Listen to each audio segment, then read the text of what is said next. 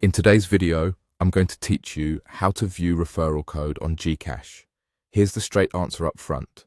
GCash used to have a referral program that gave each user a unique code to share. As of now, that feature has been removed for most accounts, so you won't be able to generate a referral code nor enter one during sign-up. I'll walk you through where it used to live, what you'll see instead today, and what to watch for if GCash brings it back. Start by opening your GCash app and signing in.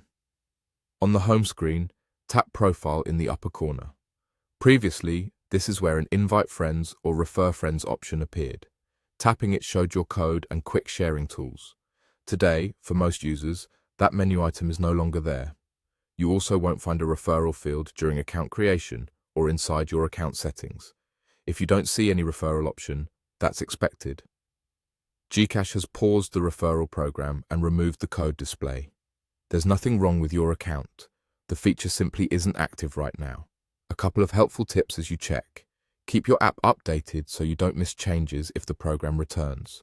Watch the profile area and any in-app announcements, because if the program is reactivated, GCash will likely surface an Invite Friends or Refer Friends button again.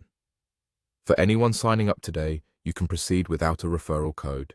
There's no step to enter one, and skipping it won't block your registration. If the program comes back later, you'll be able to access your own code from within the app and share it then. If you're seeing older tutorials or screenshots that still show the code, remember, those were captured when the feature was enabled. What you're experiencing now reflects the current app design and policy. To recap quickly, the practical way to check is simple.